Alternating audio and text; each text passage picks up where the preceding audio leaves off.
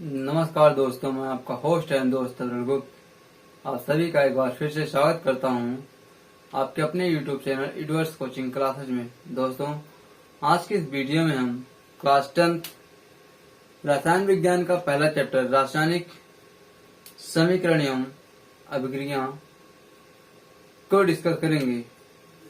हम जानेंगे कि रासायनिक अभिक्रिया किसे कहते हैं, रासायनिक अभिक्रिया की पहचान कैसे की जा सकती है, रासायनिक समीकरण क्या होता है और रासायनिक समीकरण को कैसे संतुलित करते हैं।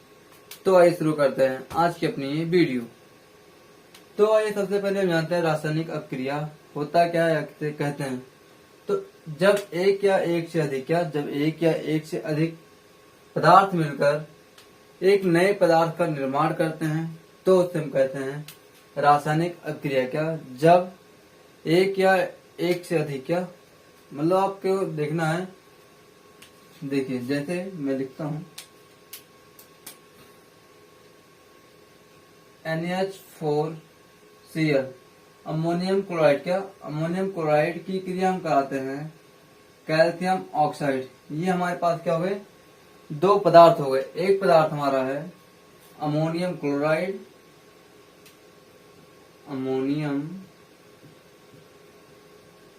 क्लोराइड, और दूसरा पदार्थ है कैल्शियम ऑक्साइड।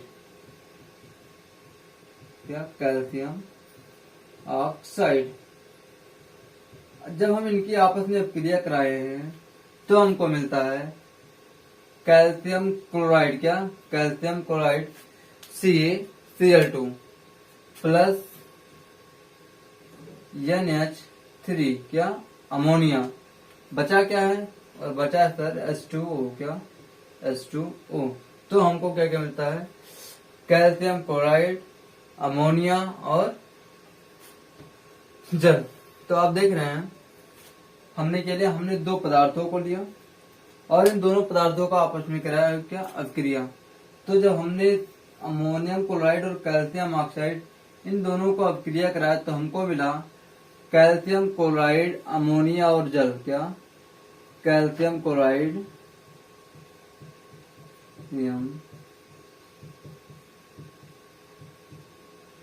अमोनिया और जल। तो ये क्या कर रहा है, ये आपका यही कहलाता है रासायनिक अभिक्रिया। क्या जब दो या दो से अधिक पदार्थ मिलकर एक नए पदार्थ का निर्माण कर देते हैं तो उन्हें हम रासायनिक अभिक्रिया कहते हैं। ठीक, अब हम जानते हैं कि रासायनिक अभिक्रिया को कैसे पहचाना जा सकता है। क्या किसी रासायनिक अभिक्रिया को हम कैसे पहचानें कि यह रासायनिक अभिक्रिया है। जैसे पहला है अवस्था में परिवर्तन, दूसरा है ताप में परिवर्तन, तीसरा है रंग में परिवर्तन और चौथा है गैस का निष्कासन। तो सबसे पहले जानते हैं अवस्था में परिवर्तन। अवस्था में परिवर्तन मतलब क्या है, जैसे जब हम मोमबत्ती को जलाते, क्या जब हम किसी मोमबत्ती को जलाते क्या होता है, तो हमारा मोमबत्ती जलता है ठोस अवस्था में रहता है। लेकिन जब हम उसको जलाना शुरू करते हैं तो क्या होता है, धीरे धीरे पिघलने लगता है और उसमें से क्या निकलती है, कार्बन डाइऑक्साइड निकलती है। जब हम किसी मोमबत्ती को जलाते हैं तो क्या होता है, वो मोमबत्ती हमारा धीरे पिघलने लगता है। तो पिघलने में हो क्या रहा है, मोमबत्ती हमारी ठोस अवस्था से द्रव अवस्था में हो रही है और उसमें से क्या निकल रहा है, कार्बन डाइऑक्साइड निकल रही है। तो ये हो गया हमारा क्या, अवस्था में परिवर्तन। ठीक, दूसरा है ताप परिवर्तन। ताप परिवर्तन क्या होता है, जब किसी पदार्थ की आप रासायनिक अभिक्रिया करा रहे हैं, अगर उसमें क्या हो, ताप में परिवर्तन हो। जैसे आपने देखा होगा क्या, चूना, बुझा हुआ चूना, जब बाजार से चूना आता है और उसको जब पान की दुकान पे आओगे, पनवाड़ी की दुकान, पनवाड़ी क्या करता है, पान में एक चूना लगाता है। जो चूना जो लगाता है वो रहता है बुझा हुआ चूना। लेकिन जब आप कच्चे चूने यानी कैल्शियम ऑक्साइड की क्रिया जल के साथ कराएंगे, इसकी कैल्शियम ऑक्साइड CaO की क्रिया जल के साथ जब आप कराते हैं तो आपको प्राप्त होता है बुझा हुआ चूना। क्या बुझा हुआ चूना CaOH का होल टाइप। जब आप यह क्रिया कराते हैं तो क्या होता है, उसमें से आग निकलती है, मतलब गर्म होता रहता है। आपने अपने घर में देखा होगा क्या, जब घर की पुतैया होती है तो वहां पर चूने को जब आप किसी बर्तन में रखते हैं क्या होता है, बर्तन पूरा गर्म हो जाता है। जो बर्तन क्या होता है, गर्म होता है, तो ये क्या होता है, ये ताप में परिवर्तन होता है। अगला है रंग में परिवर्तन। रंग में परिवर्तन कैसे जानेंगे? जब आप किसी अपक्रिया को करा रहे हैं और अपक्रिया के दौरान उसका रंग बदल जाए। जैसे आपने देखा हो पोटेशियम परमैंगनेट या लाल दवा, क्या पोटेशियम परमैंगनेट या लाल दवा, जब आप लाल दवा में जल मिलाते हैं तो वो क्या हो जाता है, उस जलीय विलयन का रंग बैगनी हो जाता है। क्या हो जाता है? बैगनी। तो इससे क्या होता है, इससे रंग में परिवर्तन होता है। अगला है गैस का निष्कासन। तो जब आप किसी भी रासायनिक अपक्रिया को करा रहे हैं, अगर उसमें से कोई गैस निकल रही है, जैसे कार्बन डाइऑक्साइड या फिर ऑक्सीजन, तो गैस का निष्कासन होता है। जैसे जैसे अगर हम देखें, हम अगर पोटेशियम परमैंगनेट में KMnO4 में H2O2 हाइड्रोजन पेरोक्साइड मिलाते हैं तो उसमें से ऑक्सीजन निकलती है, निकल रहा है गैस, तो ये क्या होता है, हमारा गैस का निष्कासन। इन चारों के माध्यमों से हम जान सकते हैं कि रासायनिक अपक्रिया है या नहीं है। आइए हम बढ़ते हैं आगे, रासायनिक समीकरण के बारे में जानते हैं। किसके बारे में? रासायनिक समीकरण। किसी रासायनिक अपक्रिया में भाग लेने वाले अभिकारकों तथा अपक्रिया के फलस्वरूप प्राप्त उत्पादों को प्रतीकों तथा सूत्रों द्वारा निरूपित करने की प्रक्रिया को रासायनिक समीकरण कहते हैं। क्या? किसी अपक्रिया में भाग लेने वाले अभिकारकों तथा अपक्रिया के फलस्वरूप प्राप्त होने वाले उत्पाद को प्रतीक या फिर सूत्र के द्वारा लिखने की प्रक्रिया रासायनिक समीकरण कहलाती है। किसी भी अपक्रिया जो है, हमारी जो रासायनिक अपक्रिया होती है, उस रासायनिक अपक्रिया में जो पदार्थ भाग लेता है, जैसे यहाँ मैग्नीशियम और ऑक्साइड, ये दोनों आपस में क्रिया करने वाले हैं, तो जो क्रिया करते हैं उनको हम विकारक कहते हैं। क्या? उनको हम कहते हैं अभिकारक। और अभिक्रिया के बाद जो हमको प्राप्त होता है उसे हम क्या कहते हैं? उत्पाद कहते हैं। जैसे अगर ये समझ में आया तो हम जानते हैं क्या, हमने गर्मी के मौसम में, अभी तो गर्मी का मौसम चल ही रहा है, हम शिकंजा घोलते होंगे, फिर रस घोल देंगे। चीनी और पानी जब मिलाते हैं तो हमको एक नया उत्पाद मिलता है, क्या? रस। तो वही क्या हो जाता है आपका, वो रासायनिक अपक्रिया कह सकते हैं, लेकिन है नहीं वो, क्योंकि केवल भौतिक अपक्रिया है। आपको एक उदाहरण दे रहे थे। तो जब दो पदार्थ आपस में अपक्रिया करते हैं तो उन अपक्रिया करने वाले पदार्थ को अभिकारक कहते हैं, और अपक्रिया के बाद जो हमको प्राप्त होता है उसे हम क्या कहते हैं? उत्पाद। तो आपको यहाँ तक अच्छे से समझ में आ गया होगा। अगर आ गया है तो आइए अब हम जानते हैं कि किसी रासायनिक समीकरण को कैसे लिखा जा सकता है, रासायनिक समीकरण को लिखने की कौन कौन सी विधि होती है। तो किसी भी रासायनिक समीकरण को लिखने के लिए सबसे पहले हमें अभिकारक तथा उत्पाद का सूत्र मालूम होना चाहिए। क्या? जैसे अब आपको लिखना हो कैल्शियम ऑक्साइड और जल की अपक्रिया कराने से कैल्शियम हाइड्रोक्साइड मिलती है। अगर हमको सूत्र नहीं पता रहेगा तो हम कैसे लिखेंगे? तो हम नहीं लिख पाएंगे। तो किसी रासायनिक समीकरण को लिखने के लिए सबसे पहले आपको उस अभिकारक या फिर उत्पाद के सूत्र की जानकारी होनी जरूरी है। दूसरा, सदैव रासायनिक अपक्रिया में जो अभिकारक होते हैं वो हमेशा अणु के रूप में लिखे जाते हैं, जैसे N2O2 H2Cl2। इन्हें आप केवल N, Cl या H के रूप में नहीं लिख सकते। अगर आप इन्हें N, Cl या Cl यानी इस प्रकार लिखते हैं परमाणु के रूप में, तो ये गलत होते हैं। अगला, भाग लेने वाले को बाईं ओर लिखते हैं, मतलब जो अभिकारक होता है उसको रासायनिक समीकरण में हम बाईं तरफ लिखते हैं। चौथा है, उत्पाद को दाईं तरफ लिखते हैं। दाईं तरफ मतलब जिस तरफ आपने अभिकारक लिखा है वो होता है बाईं तरफ, और जिधर हमको एक नया पदार्थ मिलता है उसको हम उत्पाद कहते हैं, उसको लिखते हैं हम दाईं तरफ। अभिकारक और उत्पादों के मध्य एक तीर लगाया जाता है। क्या? अभिकारक और उत्पाद के मध्य हम एक तीर लगाते हैं। छठवां है, यदि हमारी अपक्रिया उत्क्रमणीय अपक्रिया है तो हम अर्धशीर्ष वाले चिन्ह का प्रयोग करते हैं। आइए हम इसे एक उदाहरण के रूप में जानते हैं। जैसे मैं आपसे कहूं कैल्शियम ऑक्साइड ठीक, और जल, इन दोनों की हमें करानी है अभिक्रिया। और अभिक्रिया कराने पर क्या मिल रहा है, मान लीजिए आपको मिल रहा है कैल्शियम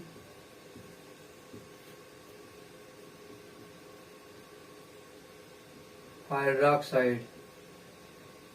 अब देखो, नाम तो हमें पता है कि हम क्या करा रहे हैं, हम कैल्शियम ऑक्साइड और जल की अभिक्रिया करा रहे हैं और हमको मिल जा रहा है कैल्शियम हाइड्रोक्साइड।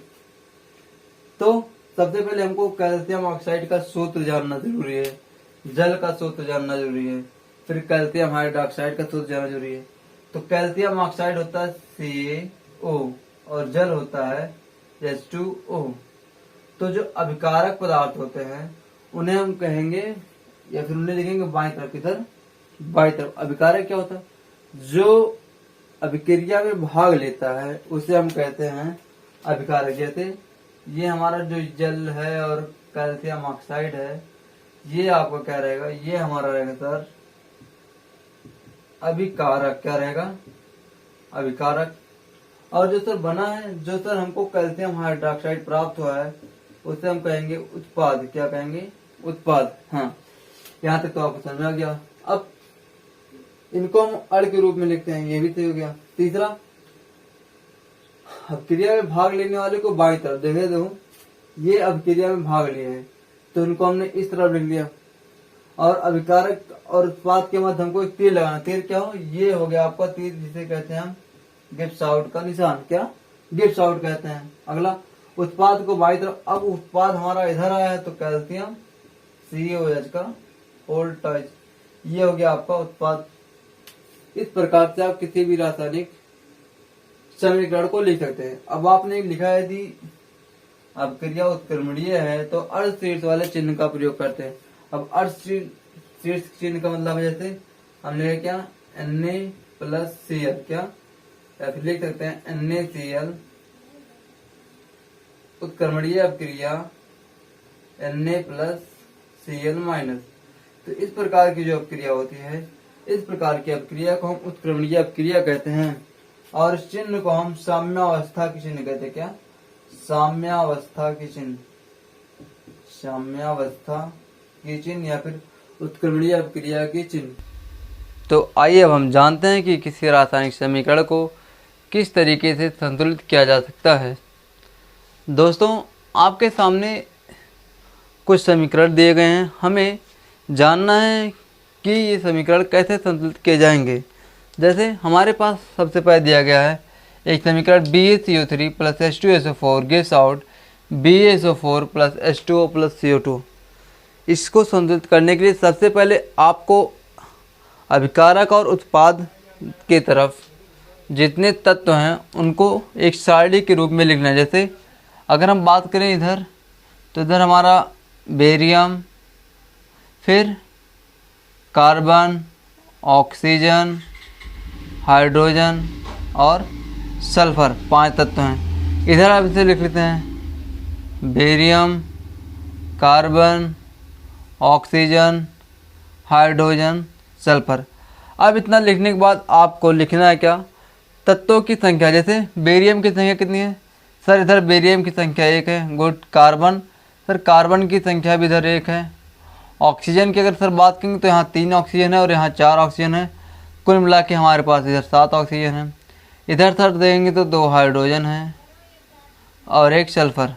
अगर हम इधर देखते हैं तो इधर देखेंगे हमारे पास 1 बेरियम, 1 कार्बन, 4, 2, 6 और 1 7 ऑक्सीजन, 2 हाइड्रोजन और 1 सल्फर है। तो आप देख रहे होंगे कि अभिकारक की तरफ जो तत्वों की संख्या है वही तत्वों की संख्या उत्पाद की तरफ है। यानी कि अगर किसी भी रासायनिक अभिक्रिया में अभिकारक और उत्पाद दोनों तरफ तत्वों की संख्या बराबर होती है तो उसे हम कहते हैं संतुलित समीकरण।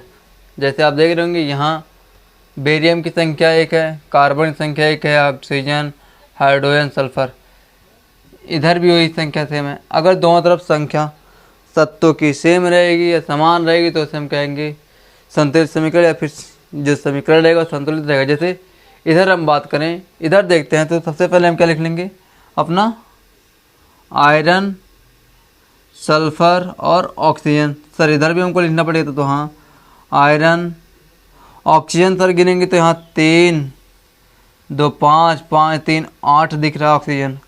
ऑक्सीजन की संख्या सर 8। इधर सल्फर की बात की सर 1 और 2 सल्फर हमारे पास कितने सल्फर 2 और आयरन 2। आप देख रहे होंगे इधर संख्या क्या है, इधर सबकी संख्या है ज़्यादा। इधर 1 आयरन, इधर 2 आयरन, इधर 1 आयरन 1 सल्फर, इधर 2 सल्फर, इधर 4 ऑक्सीजन, इधर 8 ऑक्सीजन। तो हम क्या करें या किस नंबर से गुणा करें कि इधर भी तत्वों की संख्या बराबर हो जाए। जैसे अगर हम आयरन में 2 से गुणा कर दें तो हमारे पास 2 आयरन हो जाएगा। सल्फर में अगर हम 2 से गुणा कर दें तो 2 सल्फर हो जाएगा। ऑक्सीजन में 2 से गुणा कर देंगे तो 8 ऑक्सीजन हो जाएगा। ठीक, अब अगर देखोगे तो आपका इधर दोनों तरफ तत्वों की संख्या क्या होगी, बराबर होगी। लेकिन हाँ गुणा आपको करना क्या है, अगर आप सोचो कि हम जैसे सर यहाँ पे 2 लिखा गया है, यहाँ पे 3 लिखा है, हम यहाँ पे 2 लिख दें और यहाँ 2 से गुणा करें, फिर यहाँ 2 से गुणा कर दें। अगर आप इस तरीके से करेंगे तो ये आपका सवाल क्या हो जाएगा, गलत हो जाएगा। क्योंकि किसी भी रासायनिक अपक्रिया में क्या किसी भी सूत्र में जब आप गुणा करते हो तो गुणा आपको सामने करना, ना कि आगे पीछे। जैसे ये लिखा गया है FeSO4, क्या FeSO4 लिखा गया है तो आपको गुणा यहाँ करना है, कहाँ, सबसे आगे गुणा करना है, ना कि आपको यहाँ लिखना है फिर यहाँ करना है। इस प्रकार से अगर आप गुणा करते तो गलत हो जाएगा। किसी भी तत्व में सबसे पहले आप जो गुणा करेंगे उस संख्या कहाँ लिखेगा, आगे रहेगा। ठीक, तो आप यहाँ गुणा करके ना कहाँ गुणा करेंगे सर, हम गुणा करेंगे आगे। ठीक, तो ये आपके रासायनिक समीकरण हो गई संतुलित। आइए हम अगला देखते हैं। अगला है C6H12O6 ग्लूकोज की क्रिया जल से करा रहे तो हमको कार्बन डाइऑक्साइड और जल मिल रही है। क्या, कार्बन डाइऑक्साइड जल मिल रही है। तो आइए सबसे पहले हम तत्वों की संख्या लिख लेते हैं। Carbon, hydrogen, oxygen. कार्बन कितना सर, कार्बन 6 है। ऑक्सीजन सर, ऑक्सीजन हमारे पास 6 और 2 8 ऑक्सीजन है और हाइड्रोजन 12 है। इधर देखते हैं कार्बन 6 से गुणा किया गया तो 6 कार्बन, 6 दूनी 12 और 12 और 1 ऑक्सीजन 13 हो गया। ठीक, फिर यहाँ पे देखेंगे हाइड्रोजन कितनी है, हाइड्रोजन सर 2 है। अब देखते हैं। ठीक, इतना समझ में आया। अब आप देखो यहाँ 2 हाइड्रोजन और यहाँ 12 हाइड्रोजन है। तो आप बताओ कि किस संख्या से हम गुणा करें कि हाइड्रोजन यहाँ पे 12 हो जाए। तो इसके लिए सर हम अगर 6 से हाइड्रोजन में गुणा कर दें, किससे, 6 से, तो हमारे पास 12 ऑक्सीजन हो जाएगा। लेकिन आप जब गुणा करेंगे तो यहाँ गुणा तो करना नहीं है आपको, तो गुणा करना कहाँ सर, गुणा हमको करना है आगे। जब आगे 6 से गुणा करेंगे तो 6 दूनी 12 हाइड्रोजन तो हुआ, लेकिन ऑक्सीजन में भी हमको क्या करना पड़ेगा, 6 से गुणा करना पड़ेगा। तो जब आप ऑक्सीजन में 6 से गुणा करेंगे तो क्या हो जाएगा, तो ऑक्सीजन भी आपकी हो जाएगी कितना, 6।